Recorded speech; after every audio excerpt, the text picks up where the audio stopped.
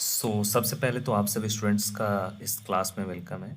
और पिछले दिनों से कुछ दिनों से वीडियो अपलोड नहीं हो पाने का, लाइव क्लास न चल पाने का जो रीज़न था वो आप सभी को व्हाट्सएप पे अपडेट कर दिया गया था। और सम टाइम जो चीज़ें होती है वो अनएक्सपेक्टेड होती है। सो दैट्स वाइज जो हमारा प्लान था वो डिले हो गया। बट अभी भी मैं अपने एंड से जो भी आपके लिए दे सकता हूँ, जो भी आपको हेल्प कर सकता हूँ वो मैं प्रोवाइड करूँगा। और सबसे पहले तो ये मैं कंप्लीट करूँगा चैप्टर इस क्लास में पूरा का पूरा, जितने भी टॉपिक बचे हुए हैं, इम्पोर्टेंट प्रश्न उत्तर सब कुछ।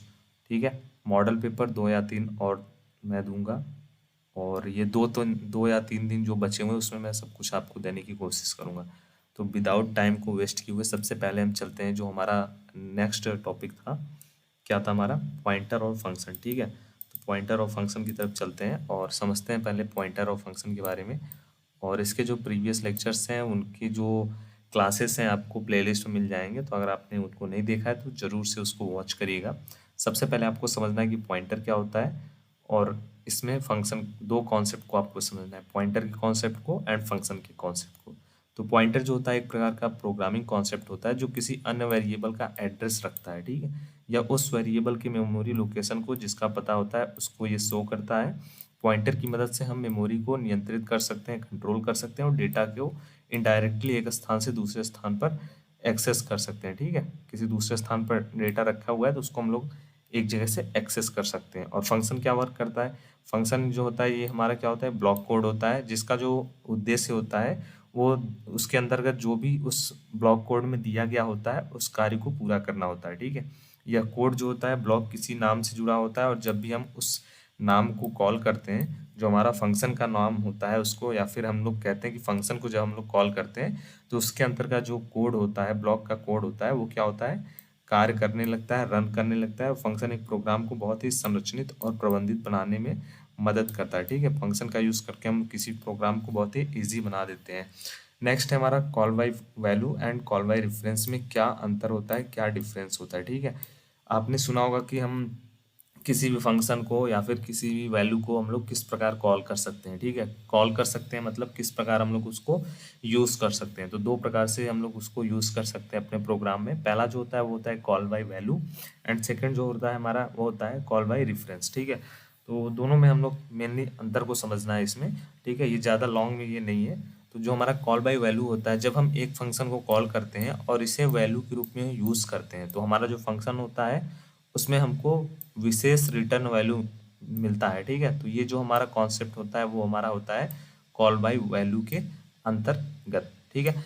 इसका जो मेन उद्देश्य क्या होता है, इसमें हम लोग फंक्शन को कॉल करते हैं और वैल्यू के रूप में उसको हम लोग यूज़ करते हैं। और कॉल बाय रेफरेंस में क्या होता है, जब हम एक फंक्शन को कॉल करते हैं और इसे रेफरेंस के रूप में यूज़ करते हैं। ठीक है। दोनों में सबसे मेन डिफरेंस ये है कि इसमें हम लोग कॉल करके वैल्यू के रूप में इसको यूज़ करते हैं फंक्शन को, और नेक्स्ट में जो हमारा है इसको हम लोग कॉल करने के बाद रेफरेंस के रूप में यूज़ करते हैं। तो फंक्शन के पास भेजे जाने वाले डेटा के मूल मेमोरी पर पहुंचकर प्राप्त किया जाता है और यदि कोई परिवर्तन होता है तो वह मूल डेटा में उसको करेक्ट कर दिया जाता है। ठीक है।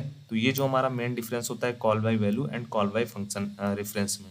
इसका एक बहुत ही छोटा सा एग्जांपल आपको या फिर कह लें प्रोग्राम एक अटैच किया गया है। तो देखिए, अगर ये 5 नंबर 6 नंबर में पूछा जाता है तो आप पहले सबसे पहले इसको लिख दो इतना, इसका पूरा डिफिनेशन कॉन्सेप्ट लिख दो, फिर उसके बाद इसका एक प्रोग्राम लिख दो। ठीक है। बहुत ही इजी वे में कंप्लीट हो जाएगा। ठीक है। प्रोग्राम में आपको देखो 3 4 सेक्शन में आपको प्रोग्राम समझाया गया है। सबसे पहले कॉल बाय वैल्यू का एग्जांपल दिया गया है। ठीक है। वैल्यू को बुलाया गया, वैल्यू को कॉल किया गया। ठीक है। और वैल्यू को यूज़ किया गया। अब यहाँ पे जो है हमारा कॉल बाय रेफरेंस का उदाहरण है। ठीक है। यहाँ पे भी हमारा क्या हो रहा है, कॉल बाय रेफरेंस है और यहाँ पे कॉल बाय वैल्यू। जहाँ पे हमको वैल्यू को कॉल करना है और जहाँ पे हम रेफरेंस के द्वारा कॉल कर रहे हैं, दोनों का वहाँ वहाँ आपको बताया गया है। ठीक है। फंक्शन पॉइंटर क्या होता है इसको हम लोग समझेंगे, नेक्स्ट हमारा टॉपिक है। फंक्शन पॉइंटर में जो होता है ये सी में एक विशेष प्रकार का पॉइंटर होता है जो किसी फंक्शन को पकड़ता है या फिर कहते हैं कैच करता है। यह एक प्रकार का जो है संदर्भ स्थापना होता है जो किसी फंक्शन को पठित करती है, उसे उसके नाम से नहीं बल्कि उसके एड्रेस के रूप में उपयोग करती है। ठीक है। इससे एक फंक्शन को दूसरे फंक्शन के साथ बात करने के लिए भी उपयोग किया जाता है। यह फंक्शन में लैंडस्केप को अधिक गति से बदलने के लिए उपयोगी किया जाता है। इसका उपयोग सार्वजनिक स्थानीय विचार के साथ दिनांक और समय की प्राप्ति के लिए भी किया जाता है। ठीक है, ये होता है हमारा फंक्शन पॉइंटर और इसका यहाँ पे एक एग्जांपल आपको दिया गया है। नेक्स्ट हमारा जो पॉइंट है वो होता है हमारा फंक्शन पॉइंटर की डिक्लेरेशन। ठीक है, फंक्शन को पॉइंट करना एंड फंक्शन पॉइंटर का जो कैसे डिक्लेयर किया जाता है उसको समझना। ठीक है, तो जो हमारा फंक्शन पॉइंटर होता है उसके बारे में जानकारी देने से पहले आपको ये समझना है कैसे हम लोग एक फंक्शन को एक पॉइंटर के रूप में यूज़ करते हैं। ठीक है, तो कैसे हम लोग यूज़ करते हैं, तो सी में जो हमारा एक फंक्शन होता है उसका नाम उस फंक्शन के पहले प्रत्येक बार वेरिएबल के साथ एग्जीक्यूट होने वाले कोड का एड्रेस होता है। अतः हम यदि एक फंक्शन का नाम और एक पॉइंटर का को स्टोर करते हैं, मान लीजिए अगर हमने किसी फंक्शन का जो नेम है उसको एक पॉइंटर में स्टोर कर दिया तो हम उस पॉइंटर को किसी और वेरिएबल के रूप में पास कर सकते हैं और उस फंक्शन को उस वेरिएबल के साथ एग्जीक्यूट कर सकते हैं। ठीक है, तो इसको हम लोग किस प्रकार डिक्लेयर करेंगे उसके लिए एक प्रोग्राम आपको दिया गया है जिसमें आपको स्टेप बाय स्टेप एक एक चीज़ें समझाई गई हैं, एक एक जो है उसका स्टेप समझाया गया है और थ्योरेटिकल वे में जो हमारा प्रोग्राम है उसको बगल में आपको समझा दिया गया है कि इस प्रोग्राम में एक्चुअल में कहाँ पे क्या किया गया है, किस स्टेप में क्या किया गया है, जिससे आपको किसी भी प्रकार का कोई डाउट ना हो। तो इसका आप स्क्रीनशॉट भी ले सकते हैं और इसको आप लोग अच्छे से समझ भी सकते हैं। जो हमारा मे बी लास्ट पॉइंट है इस चैप्टर का, ठीक है, टॉपिक है, वो है हमारा फंक्शन पॉइंटर के माध्यम से फंक्शन को हम लोग कॉल किस प्रकार करते हैं। ठीक है, तो इसका भी जो मेन मोटो है वो है हमारा प्रोग्राम से, इसका जो मेन उद्देश्य है वो आपको प्रोग्राम समझाना है। जो उसका थ्योरेटिकल पार्ट है वो ज़्यादा लॉन्ग नहीं है। जैसे हमारा फंक्शन पॉइंटर जो होता है एक पॉइंटर होता है जो किसी फंक्शन के एड्रेस को जो है स्टोर करता है और इसे कॉल करने की जो है क्षमता प्रदान करता है। निम्नलिखित में से जो हमारा नीचे दिया गया है वो फंक्शन पॉइंटर का उपयोग करके एक आपको प्रोग्राम बनाया गया है। जैसे देख लीजिए हमारा हेडर फाइल है, फिर उसके बाद हमारा एग्जाम्पल फर्स्ट है फंक्शन का, एग्जाम्पल सेकेंड है। ठीक है, अब इन दोनों को क्या किया गया है, डिक्लेयर किया गया है, सेट किया गया है, फिर उसके बाद फंक्शन पॉइंटर को डिक्लेयर किया गया है, फिर उसके बाद जो हमारा नेक्स्ट पॉइंट है ग्रीड फंक्शन का पॉइंटर सेट किया गया है, फंक्शन को कॉल किया गया है यहाँ पे।